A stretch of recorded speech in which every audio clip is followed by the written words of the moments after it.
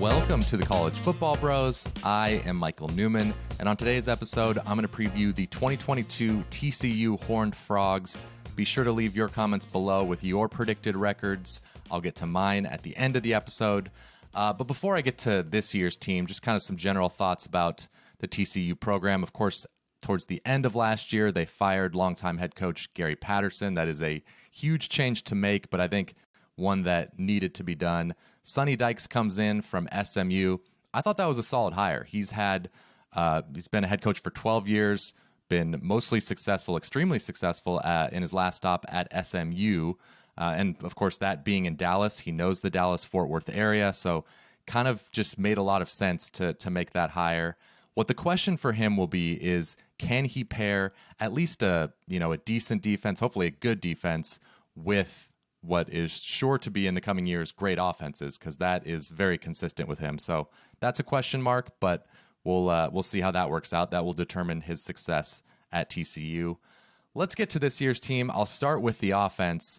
I am extremely high on this year's offense. It was pretty good last year, and it returns a ton.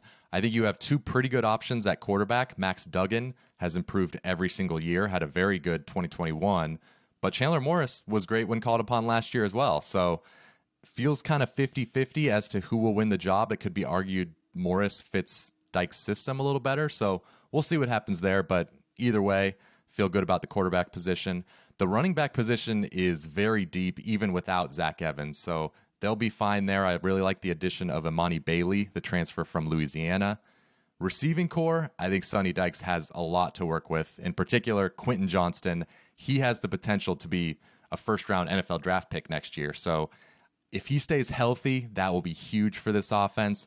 And really, almost all their top targets are back. Plus, they add in some talented freshmen. So receiving core is very good. Offensive line, they have a lot of experience. I don't see a major weakness on this offense. I think, if as long as they're able to pick up Sonny Dykes' system in year one, then this should be one of the top offenses in the Big 12.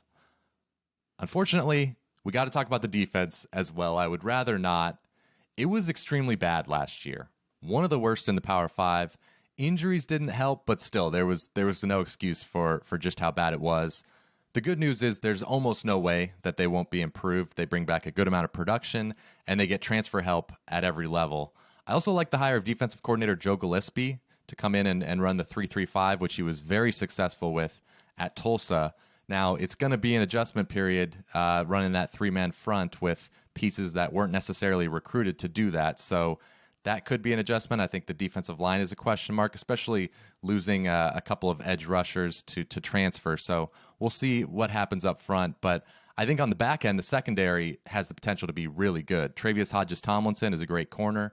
Noah Daniels, if he can stay healthy, is another good one to pair with him. And they brought in some good transfers. Mark Perry at safety from Colorado. Josh Newton, another good corner from ULM. So as long as that front six can improve, generate some sort of a pass rush, and give that secondary a chance, then I think the defense, like I said, is set to take a big step forward. I don't think they'll be average.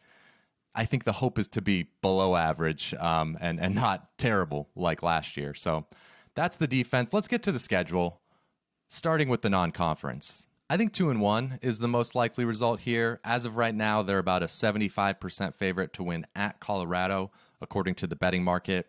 At SMU, they might be a slight underdog because Sonny Dykes left Rhett Lashley with a really solid team, very good quarterback in Tanner Mordecai. So 2-1 is what they'll get in the non-conference. Then we get to conference play, and this schedule sets up for TCU to be a potential dark horse to make the Big 12 title. 5 home games, 4 road games, and one of those road games is at Kansas. So that is very favorable. In our audio podcast, I made the, bold prediction of TCU to reach the Big 12 title. I acknowledge that it's an underdog pick, probably unlikely to happen, but I think it's more likely than people are giving it credit for. So figured why not make kind of a fun pick. If I'm making a more realistic prediction here, I'll say they go 6-3 in conference. I'll pick the losses as Oklahoma, at Texas, and at Baylor. Those are probably the 3 toughest on the schedule. As of now, TCU would be underdogs in all 3.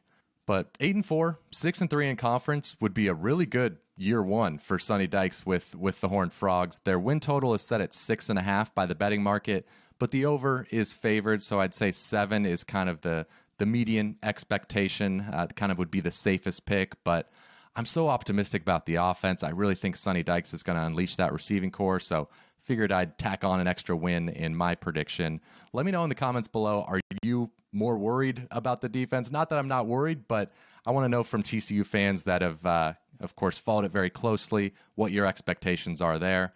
Thanks for watching this episode. Be sure to subscribe if you like college football. We're previewing every single conference, so check out the rest of the videos on our page, and we'll see you next time.